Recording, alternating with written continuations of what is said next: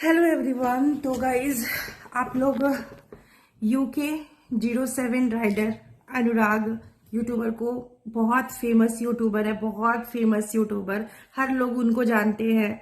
Big boss में भी वो गए थे, हर लोग उनको जानते हैं, ऐसा कोई नहीं होगा जो उनको नहीं जानता होगा। उनके साथ अभी जो चीजें हो रहा है ना, लोग उसका मजाक उड़ा रहे हैं, उनके सुसाइड का मजाक उड़ा रहे हैं, वो जो बोल रहे हैं ना उनका मजाक उड़ा रहे हैं। पर ये वही इंसान फील कर सकता है जो इंसान झेला रहता है। जिस तरीके से उनके माँ बाप भाई उनके साथ जो हरकतें किए हैं ना, ये वही इंसान समझ सकता है जिसके माँ बाप भाई ने हरकतें ऐसे की होगी। मैं ये चीज अच्छे से फील कर सकती हूँ और समझ सकती हूँ, क्योंकि जो चीजें उनके साथ हो रहा है ना कहीं वो चीजें मेरे साथ बीत चुका है। तो मैं उनकी ये दुख समझ सकती हूँ। और लोग उनके ऊपर हंस रहे हैं, लोग उनके ऊपर मजाक उड़ा रहे हैं। छी, किसी के ऊपर मजाक नहीं उड़ाना चाहिए। कब किसका क्या समय आ जाता है ना, कोई नहीं जानता है। हो सकता है कि शायद मैं भी उनकी आज बातों का मजाक उड़ाती, अगर मेरे ऊपर अगर ना बीता रहता। तो कल युग आ गया है। पहले ना माँ बाप का लोग पूजा करता था, लेकिन अब कल युग आ गया है। अब माँ बाप का लोग पूजा नहीं करने लगे। माँ बाप लोग अब वैसे बहुत कम परसेंटेज में माँ बाप है जिनकी पूजा करने लायक माँ बाप है। ठीक है, कम परसेंटेज में आ रहा है। आज जो अनुराग के साथ हुआ है वो किसी के साथ भी हो सकता है, किसी के साथ भी हो सकता है। इसीलिए अगर आप दो पैसे कमा रहे हो ना, तो अपने लिए पहले सोचो, ठीक है? नहीं तो माँ बाप ना रोड पे ला देंगे। आप बहुत लोग तो मजाक उड़ा रहे हैं यूके 07 राइडर अनुराग का। इतना बड़ा यूट्यूबर, क्या नहीं किया उसने, क्या नहीं कमाया, क्या था उसका परिवार, क्या था उसके पास? उसके छोटे भाई को कौन जानता था? कोई नहीं जानता था।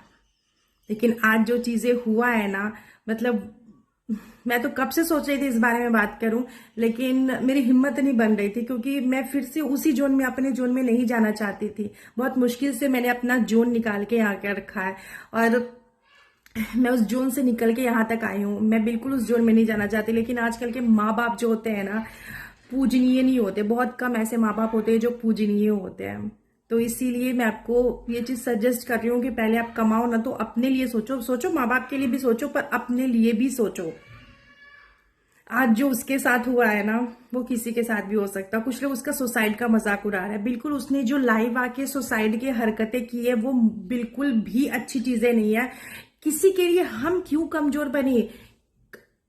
अगर उसके माँ बाप ने, भाई ने उसके साथ जो भी किया है, तो उसकी वजह से हम क्यों सुसाइड करें? क्यों हम इतने कमजोर बने? क्यों कमजोर बने? हम इतने कमजोर क्यों बने? ये अनुराग, यूट्यूबर अनुराग, जो उसका ये चीज गलती है अनुराग का कि वो, अनुराग को ऐसा करना ही नहीं चाहिए। पर इंसान जब डिप्रेशन में चला जाता है ना, जब दुनिया उसको अगर गाली भी देता है ना, तो फर्क नहीं पड़ता है। किसी को बाहर वाला कुछ बोलता है तो फर्क नहीं पड़ता है।